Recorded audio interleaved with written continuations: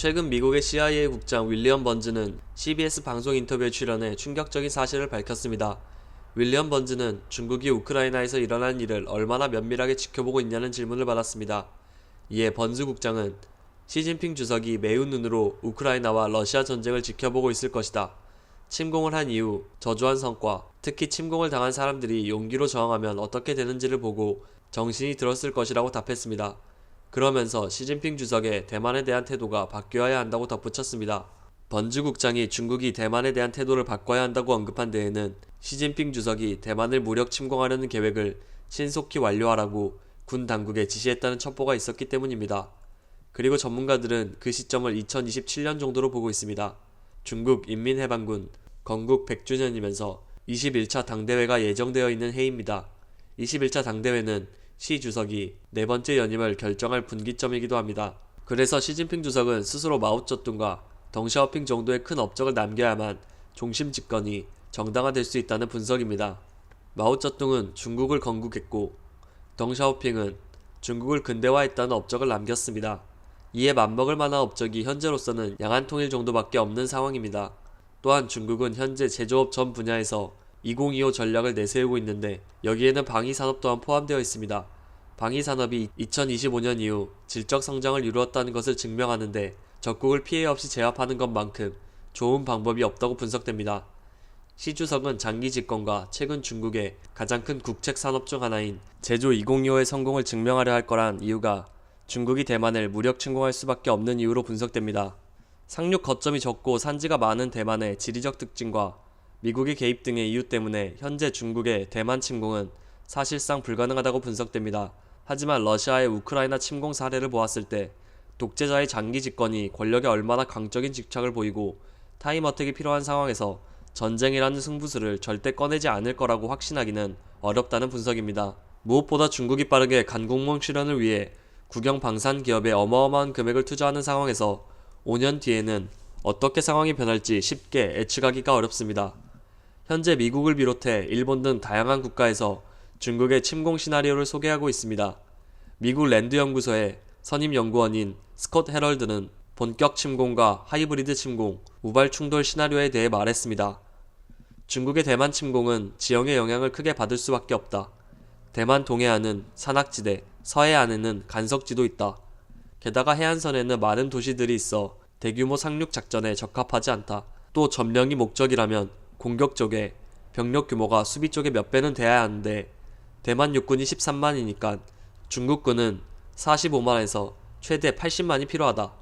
그러나 중국군은 항공 해상 모두 병력 수송 능력이 결정적으로 부족해 민간 선박들을 동원할 수밖에 없다. 민간 선박은 취약한 표적이 돼 쉽게 침몰당할 것이다. 이 같은 이유 때문에 유사시 미국 해군이 중국이 설정한 자국군 전력 전개 목표선이자 대미 방어선인 제1열도선에 도착하는 데 예상되는 소요시간인 2주에서 3주 안에 전쟁을 끝낼 수 없어 본격 침공은 현실적으로 어려울 것이라고 말합니다. 그리고 중국은 대만 점령을 시도할 경우 중국 입장에선 주일 미군이 대만 지원 작전에 나서기 전에 주일 미군을 때리는 게 필수여서 일본이 제3자로 처신할 수 없다고 말했습니다. 그래서 미국과 동맹 관계인 일본은 이 사태에 자동적으로 개입할 수밖에 없고 중국의 공격은 일본의 평화헌법 내에 존립위기 사태에 해당되며 집단적 자위권이나 개별 자위권 발동, 즉 무력 대응에 나설 수 있게 되어 있습니다. 한편 한국도 일본의 대중국 견제 움직임에 선택을 강요받을 수밖에 없는 상황입니다. 지난 5월 22일 한미 정상회담 후 발표된 공동성명에는 다음과 같은 내용이 들어있었습니다.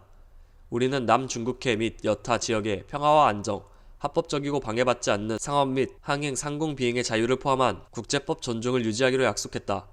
바이든 대통령과 문재인 대통령은 대만 해협에서 평화와 안정 유지의 중요성을 강조했습니다.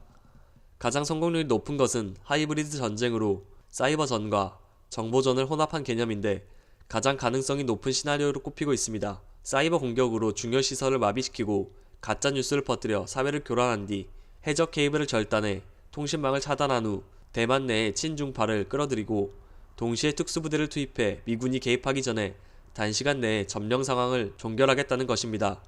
2014년에 러시아가 우크라이나 위기 때 크림 반도를 병합할 때 써먹은 수법과 유사한 방식입니다. 중국군이 대만 방공식별구역에 일상적으로 들락거리면서 대만군이 많은 인력과 비역을 집결하게 해 피폐한 상태로 만드는 것, 일상적인 그레이존 전술구사도 여기에 포함됩니다.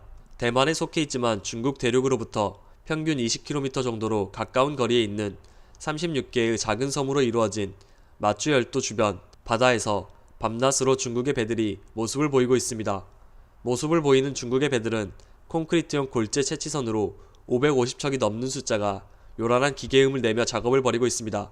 준설선들은 물고기 서식 환경을 파괴해 대만 어민들에게 어획량 감소라는 경제적 손실을 초래하고 있습니다.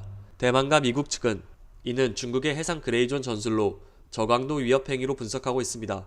중국 측은 민간 선박임을 내세워 위법 행위가 아니라고 주장하고 있습니다. 이 때문에 대만은 군사적 충돌 빌미를 줄 수 있어서 적극적인 대처를 못하고 있습니다.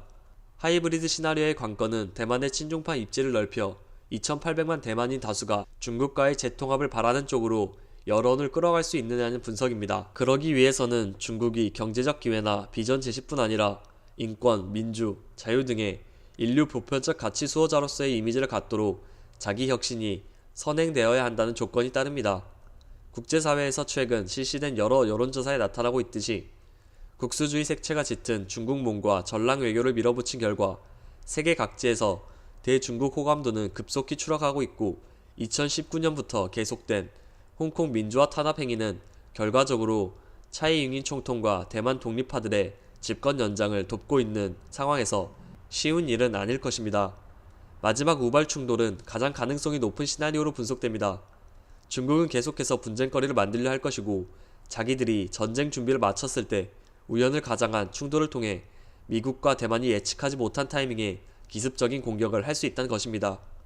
일본은 방위백서 2022년을 통해 중국이 훈련의 명목으로 연안에 군대를 집결시키고 인지전을 통해 대만 민족을 패닉에 빠뜨리는 것으로 전쟁을 시작할 것이라고 예측합니다.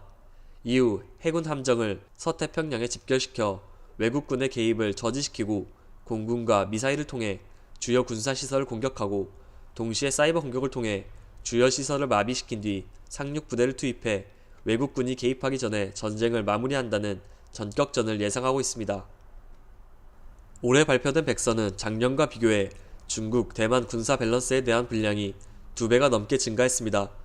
보고서 말미에는 전체적으로 중국 측에 유리한 방향으로 변화되고 있으며 그 차이는 해마다 확대되는 경향을 보인다며 우려를 표했습니다. 지금까지 중국의 대만 침공 시나리오에 대한 뉴스였습니다.